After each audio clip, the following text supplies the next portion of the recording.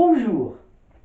La nouvelle fit le tour du monde à la fin du mois de mai 2020, une nouvelle sensationnelle qui relança un mythe pour les uns, une réalité pour les autres, liée aux pages les plus sombres de l'histoire du monde. Saturne, l'alligator d'Adolf Hitler, rescapé des terribles bombardements de Berlin lors de la Seconde Guerre mondiale, dont on célèbre les 75 ans de l'achèvement, est mort de vieillesse à l'âge vénérable de 84 ans au zoo de Moscou. C'était le plus ancien prisonnier de guerre allemand, comme l'écrit en 2005 le magazine allemand Stern, qui lui consacra un reportage. Mais pour beaucoup de moscovites, Saturne était plutôt une sorte de star, une célébrité qui coulait une retraite heureuse dans leur ville où il symbolisait la victoire sur l'Allemagne nazie. Saturne vécut une longue vie riche en événements, longue car il faut savoir que dans la nature, les alligators ne vivent qu'entre 30 et 50 ans. Riche en événements, car il voyagea beaucoup et fut témoin de nombreux faits, dont plusieurs dramatiques. C'est en 1936 qu'il voit le jour aux États-Unis, dans l'État du Mississippi. Le terme alligator provient de l'espagnol el lagarto, signifiant le lézard.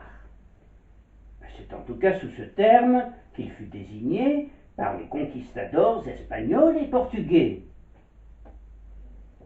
Le mot lagarto fut repris par les colons britanniques qui le déformèrent et il finira par aboutir à sa forme actuelle, alligator.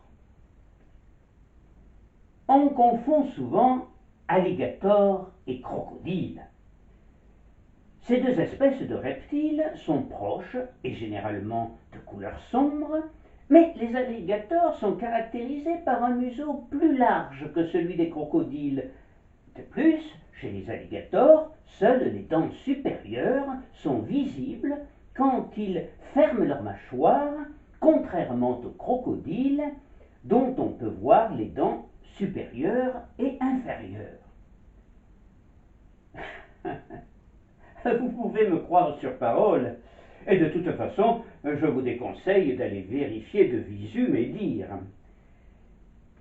Néanmoins, contrairement à ce que l'on raconte parfois, les alligators ne sont pas par nature agressifs, bien que le cinéma d'horreur se plaît souvent à nous montrer des alligators géants, mangeurs d'hommes, comme dans Le Grand Alligator de Sergio Martino en 1982 ou Crawl d'Alexandra Aja en 2019. En fait, les alligators fuient généralement la présence humaine.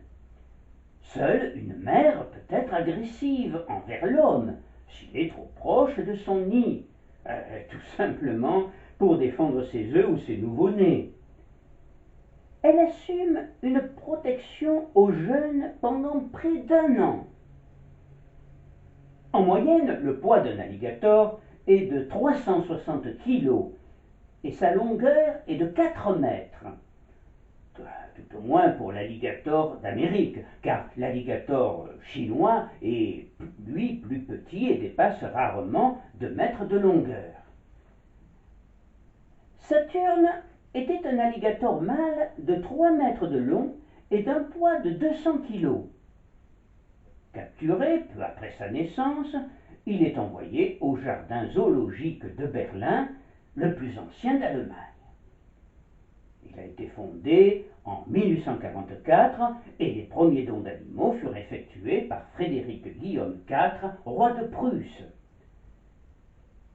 Sa particularité, aujourd'hui, est de faire partie des 7 zoos d'Europe qui présentent des pandas géants. Il semblerait que Saturne, qui n'avait pas eu le temps de connaître la liberté et la vie sauvage, appréciait cette existence idyllique, avec une nourriture abondante et des petits soins prodigués quotidiennement. Dans le vaste aquarium, il côtoie d'autres crocodiliens venus d'Amérique comme lui, mais aussi des bassins du Gange en Inde, d'Asie du Sud et d'Océanie. Tout se passe bien entre eux, mais alors qu'il vient de fêter ses 7 ans, la guerre des hommes bouleverse brusquement sa vie sans histoire et celle des autres reptiles. Berlin, capitale de l'Allemagne nazie, est soumis à d'innombrables raids aériens de la part de la Royal Air Force, l'aviation britannique, depuis le début de la Seconde Guerre mondiale, même si d'autres villes allemandes sont également visées. Mais en novembre 1943, c'est essentiellement sur Berlin que se concentrent les bombardements des forces armées britanniques. Dans la nuit du 22 au 23 novembre 1943, le Kaiser Wilhelm Memorial Church, l'église impériale évangélique de Berlin, est détruite. Le château de Charlottenbourg est gravement endommagé, de même que les ambassades et les bâtiments dans les zones résidentielles du centre, le ministère des munitions, la Waffen-SS Collège et nombreuses usines d'armement. Quant au jardin zoologique, il est totalement détruit. Des dizaines d'animaux sont tués, et entre 20 et 30 crocodiliens.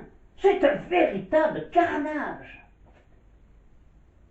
Saturne, lui, survit au terrible bombardement qui n'a pas épargné l'aquarium où il menait une existence de coq en pâte, si vous me permettez d'utiliser cette expression pour un alligator.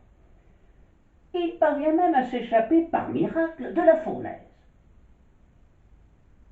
3 ans plus tard, en avril 1945, débute la dernière grande bataille terrestre du conflit mondial en Europe, lancée par les soviétiques qui massent autour de Berlin plus de 400 000 pièces d'artillerie.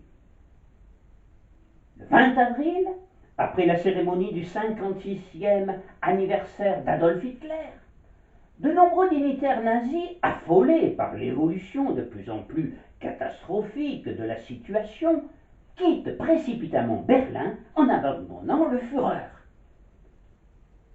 Les Berlinois appelleront cet épisode la fuite des faisans dorés. Saturne, lui, avait déjà fui la capitale du Reich depuis longtemps. Le mystère encore aujourd'hui entoure les conditions de sa cavale et ce qu'il advint de lui durant plus de 3 ans. J'ai mené ma petite enquête. D'après l'un de mes correspondants allemands, un alligator aurait été récupéré au cours de la fin de l'année 1943 par un certain Hans Glaber, ou Glaser, un vieil homme solitaire, féru d'herpétologie, une branche de la zoologie portant sur l'étude des reptiles et des amphibiens. Il aurait installé Saturne dans un petit étang isolé lui appartenant, jouxtant sa maison, près d'Ahrenfeld, à une quinzaine de kilomètres de Berlin. Cela aurait été corroboré par certains journalistes allemands locaux dans les années 50, sans qu'il n'ait été apporté aucune preuve.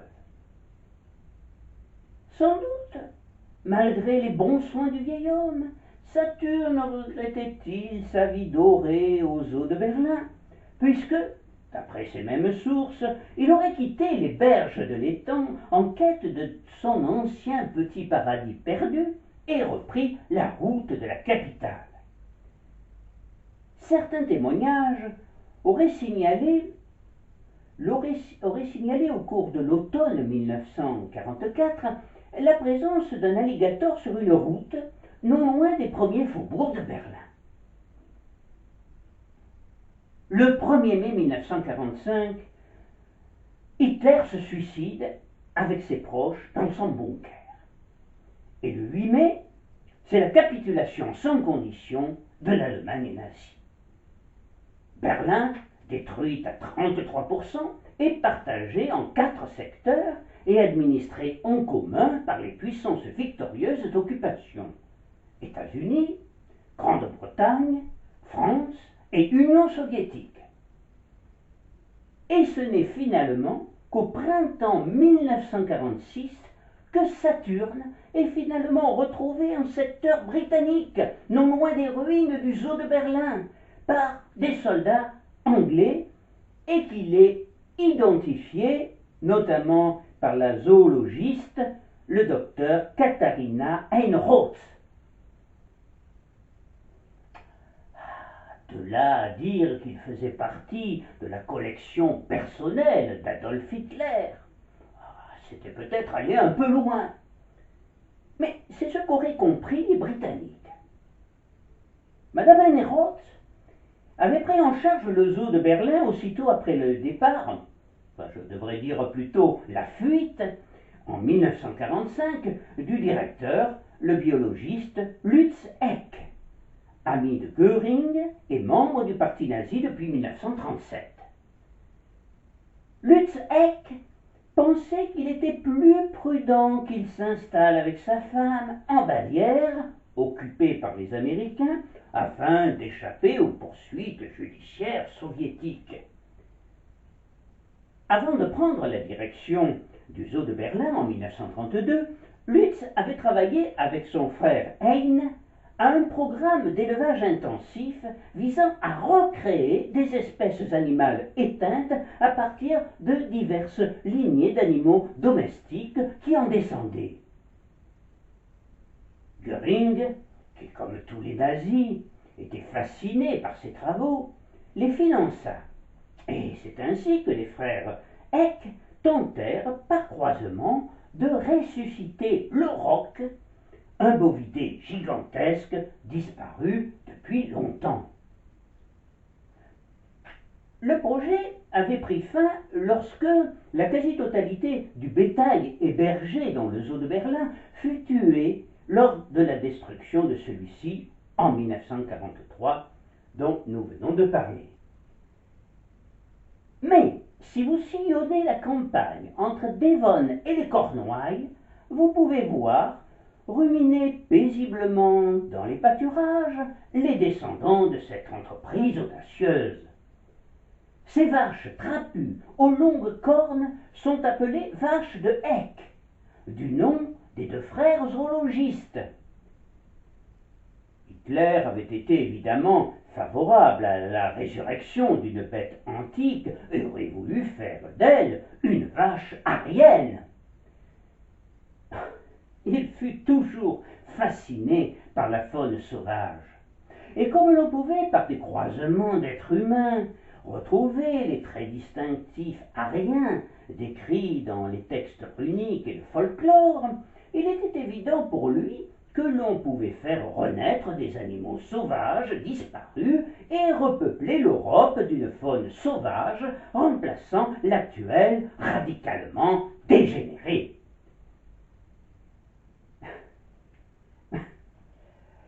Pour en revenir à Saturne, selon le docteur Lutz Eck, le dictateur nazi venait régulièrement le voir et il aurait même lié des relations affectueuses avec lui.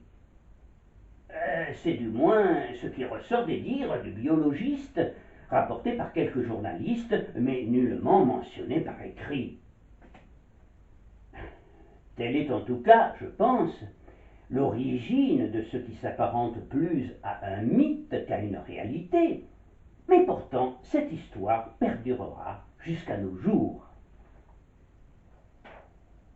Après sa découverte dans les ruines de Berlin, Saturne est envoyé à Leipzig, où sont rassemblés les animaux qui ont survécu au bombardement du zoo, sous la garde des soviétiques.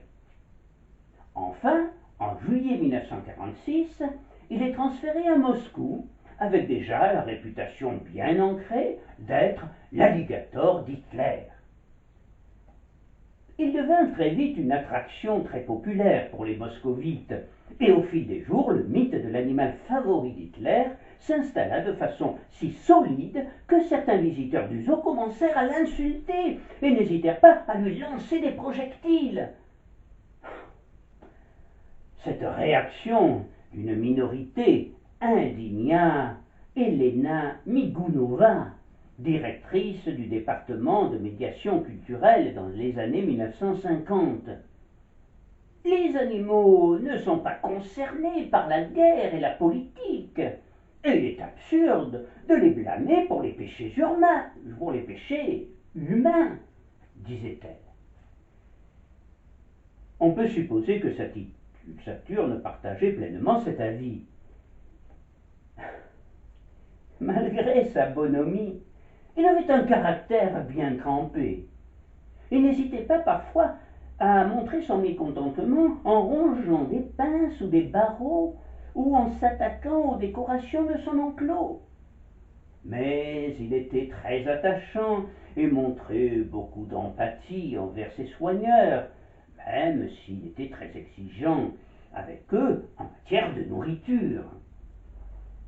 Il avait généralement un excellent appétit, et il le conservera même après avoir passé les 70 ans. Par ailleurs, il aimait beaucoup être massé avec une brosse, et il était très sensible aux caresses. Il en redemandait toujours plus. Quelques années après son arrivée au zoo de Moscou, il accueillit une compagne, Chipka, avec laquelle il ne réussira pas à se reproduire, la belle s'avérant infertile. Une seconde compagne le rejoindra en 2005, après le décès de la première. Elle fut, semble-t-il, celle de ses vieux jours. Mais ces 75 années moscovites ne furent pas toujours pour Saturne un long fleuve tranquille. Il fut victime de tentatives d'empoisonnement en 1950, puis dans les années 60, par ceux qui voyaient encore en lui l'émanation d'Hitler. Il frôla plusieurs fois la mort, notamment en 1985, lorsqu'un morceau de plafond de son aquarium se détacha et tomba dans son enclos. Puis, en 2010, Saturne, qui venait de fêter ses 74 printemps, refusa de s'alimenter, et cela dura plusieurs mois, faisant craindre le pire à ses soigneurs. Les plus grands vétérinaires du pays et même du monde entier se déplacèrent à Moscou pour l'examiner. Tous conclurent à une sorte d'anxiété, de stress, de lassitude, peut-être due à l'âge. Il n'y avait pas grand-chose à faire et pas grand-chose à lui prescrire, si ce n'est qu'il fallait s'efforcer de le choyer encore davantage. C'est ce que fit l'ensemble du personnel et du public fidèle du zoo. Comme il était sensible à la musique, on lui fit même écouter plusieurs heures par jour des valses de Rachmaninov et des extraits de grands opéras russes. Et le résultat dépassa toutes les espérances. Saturne retrouva l'appétit à la grande satisfaction générale. C'était un grand bonheur de pouvoir être à côté de lui, de regarder dans ses yeux, rapportera avec une grande émotion l'un des responsables du département, avant d'ajouter « Nous espérons que nous ne l'avons pas déçu ». Cet épisode renforça encore sa notoriété mondiale. Il commença à recevoir des lettres enflammées de tous les coins de la terre, et 5 ans plus tard, il fallut canaliser de façon drastique la foule de plus en plus nombreuse qui se pressait devant son enclos. Il faut dire qu'il bénéficia sans doute d'un engouement quasi mondial pour les alligators à la suite d'une info étonnante qui en juillet 2015 fit le tour du monde et dont les images furent largement diffusées sur les réseaux sociaux. Le mariage en grande pompe du maire d'un petit village mexicain avec un alligator. Joël Vasquez Rojas avait décidé de se plier à une tradition quelque peu inhabituelle, mais ancestrale, afin d'apporter la bonne fortune à la communauté de pêcheurs de son village, San Pedro Huameulula.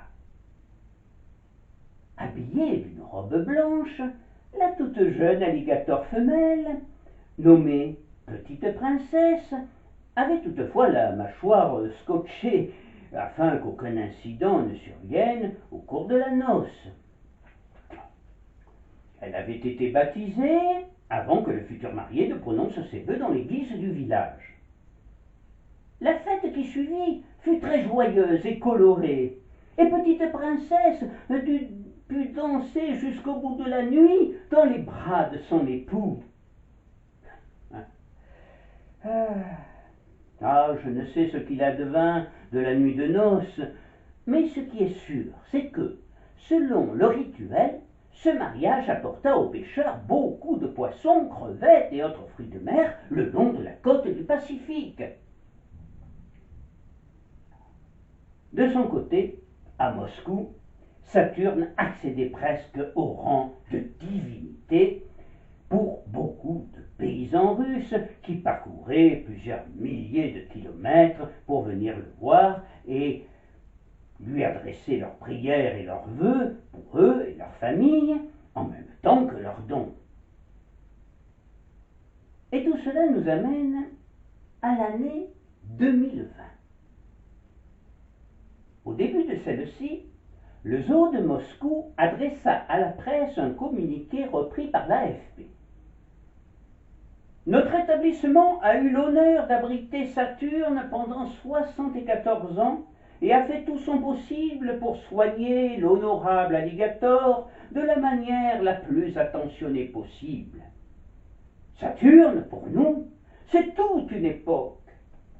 Il nous a rejoints après la victoire sur l'Allemagne nazie et il célébrera avec nous les 75 ans de cette victoire le 8 mai. Et c'est bien ce qui se passa, puisque le 8 mai 2020, il était présent pour cette célébration et en pleine forme physique, en dépit de son âge vénérable. Malheureusement, moins d'un mois plus tard, on le retrouva mort. Mort en bonne santé, comme aurait dit Pierre Dac. Saturne, l'alligator d'Hitler, est mort le 22 mai de sa belle mort et sans descendance.